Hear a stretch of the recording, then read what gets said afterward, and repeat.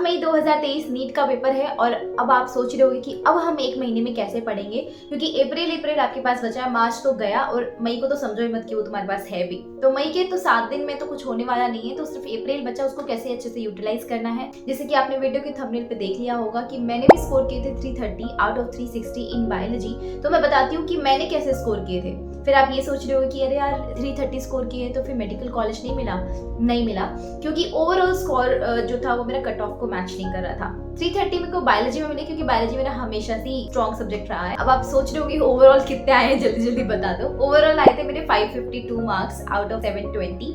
तो 552 पे OBC category में नहीं मिलता है और मैं हूँ ओबीसी कैटेगरी में, तो ओबीसी कैटेगरी में कोई कॉलेज नहीं मिलता है, इसलिए मेडिकल कॉलेज तो नहीं मिल पाया। बट स्टिल जिस सब्जेक्ट में मेरे मार्क्स अच्छे आए थे, एटलीस्ट मैं उसके ऊपर टिप्स आपको दे सकती हूँ। आपको बायोलॉजी के लिए टिप्स देती हूँ कि मैंने क्या किया था 330 लाने के लिए। आप उससे भी ज्यादा ला सकते हो सकता है कि मैंने कहीं नेगेटिव मार्किंग करती हो जाने अनजाने में, बट यस आप 360 आउट ऑफ 360 भी ला सकते हो।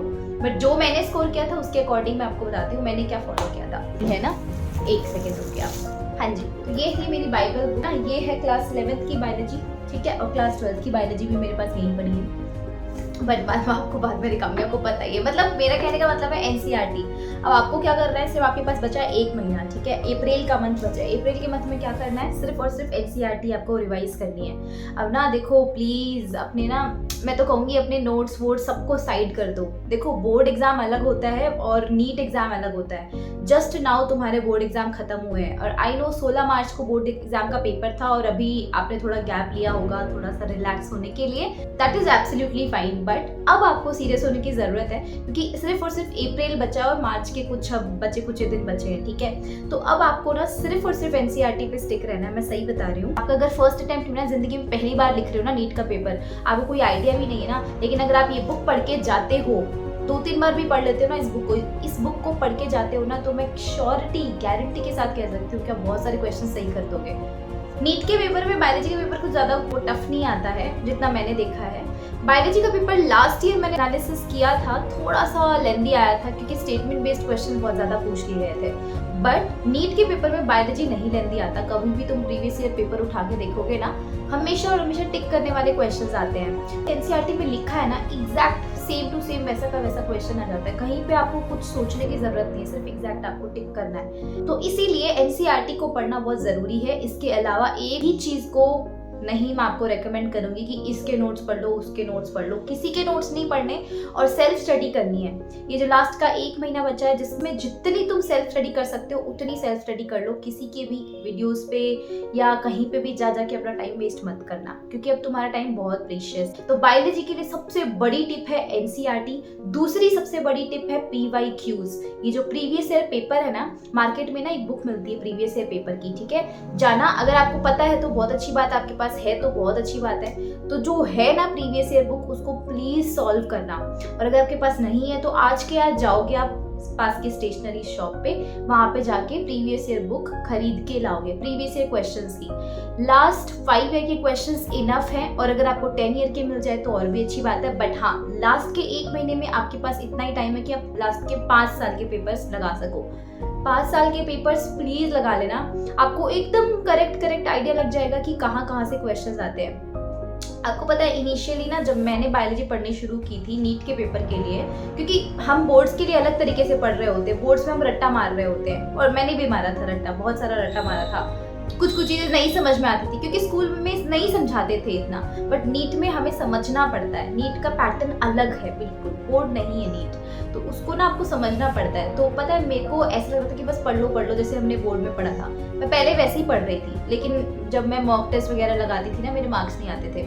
उसके बाद में ना फिर मैंने देखा कि नीट पेपर जो है, प्रीवियस ईयर पेपर मैंने लगाए। प्रीवियस ईयर पेपर मेरे एक टीचर ने मुझे बोला था, मुझे तो ये भी नहीं पता था प्रीवियस ईयर पेपर भी लगाने होते हैं। मेरे टीचर ने मुझे बोला कि प्रीवियस ईयर पेपर्स लगाओ। प्रीवियस ईयर पेपर्स में ना ये बायोलॉजी का पेपर, अब इवन मुझे बायोलॉजी सबसे ज्यादा आती थी, तो मैं क्या करती थी ना, इतनी पागल थी, फिजिक्स और केमिस्ट्री तो करती नहीं थी, बायोलॉजी सॉल्व करती रहती थी।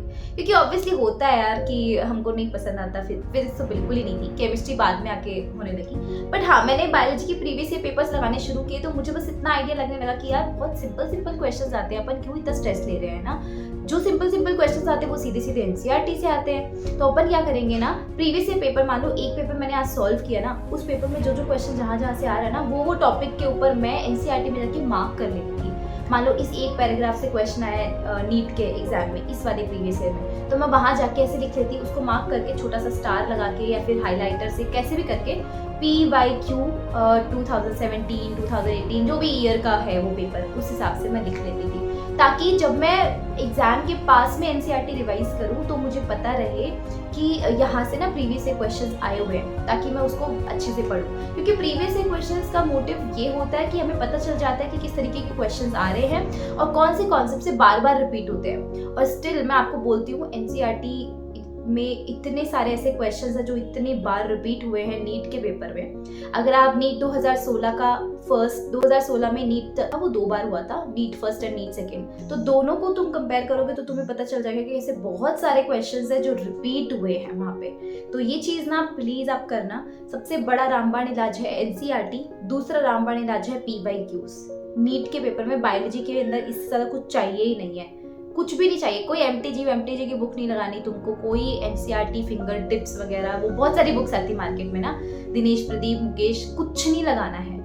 सिर्फ और सिर्फ एनसीईआरटी। इस अप्रैल के मंथ में तुम जितनी बार पढ़ सकते हो ना एनसीईआरटी पढ़ लो। मैं तो क्या करती थी ना, जब भी बोर होती थी तो एनसीईआरटी पढ़ लेती थी, या फिर जब भी मन करता था ना कुछ अच्छा पढ़ने का तो एनसीईआरटी पढ़ लेती थी। यार देखो 50% सिलेबस है आपका बायोलॉजी का, ठीक है, सिंपल सी बात है। फिजिक्स स्ट्रॉन्ग भी नहीं है ना, इतनी ज़्यादा स्ट्रॉन्ग नहीं है, केमिस्ट्री भी इतनी ज़्यादा स्ट्रॉन्ग नहीं है, तो एटलीस्ट तुम गिव अप करने की बजाय 50% सिलेबस को सिक्योर करो। 50% सिलेबस बढ़िया हो जाएगा तो बहुत अच्छी बात है यार। 50% सिलेबस को तुम एकदम स्ट्रॉन्ग कर लो, ताकि मान लो अगर हम एक वर्स्ट सिनेरियो की बात करें, इतनी मेहनत करने के बाद, एनसीईआरटी बहुत बार पढ़ने के बाद भी सिलेक्शन नहीं हुआ है, मैं तुमको गारंटी दे सकती हूँ यार, अगली बार अगर तुम ड्रॉप भी लोगे ना तो भी तुम्हें कोई प्रॉब्लम नहीं आएगी एनसीईआरटी पढ़ने में, क्योंकि तुमने बहुत बार पढ़ ली एनसीईआरटी। मैंने एनसीईआरटी बहुत बार पढ़ रखी है, मेरे दिमाग में छपे हुए हैं इसके चैप्टर का नाम, चैप्टर का नंबर, सब कुछ, इवन सब कुछ छपा हुआ है। तो आपको भी ये नॉलेज है ना, आपका ये नॉलेज आपके दिमाग में हमेशा के लिए रहेगा और कहीं पे भी लाइफ में काम आ सकता है। तो यस, ये मेरी स्ट्रैटेजी एनसीईआरटी को पढ़ने की एंड PYQs लगाने की है। एनसीईआरटी भी कैसे पढ़नी है मैं आपको ये और बता देती हूँ। पैराग्राफ पढ़ रहे हो ना, उस पैराग्राफ में आप एग्जामिनर बन जाओ कि यार मैं एग्जामिनर होता तो मैं इस पैराग्राफ से किस तरीके के क्वेश्चंस पूछता, है ना। उस एक पैराग्राफ को एक तो PYQ बेसिस पे एनालिसिस करो कि प्रीवियस ईयर में कोई क्वेश्चन पूछा गया है कि नहीं पूछा गया है। दूसरा ये कि अगर मैं एग्जामिनर होता तो मैं किस तरीके की क्वेश्चंस पूछता। तो ये सारी चीज़ें ना आपको करनी बहुत ज़रूरी होती है ना।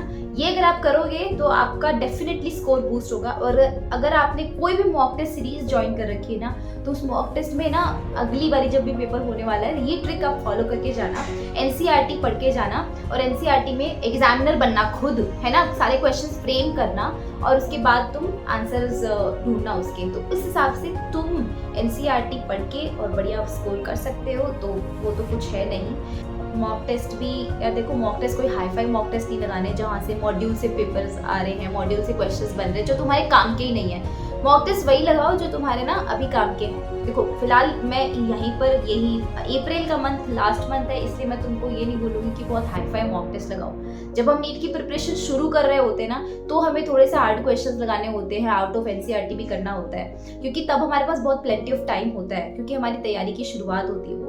यहाँ तुम्हारे पास टाइम नहीं है, टाइम की बहुत ज़्यादा वो है, तो इसलिए मॉक टेस्ट वही लगाओ जो एनसीईआरटी बेस्ड है।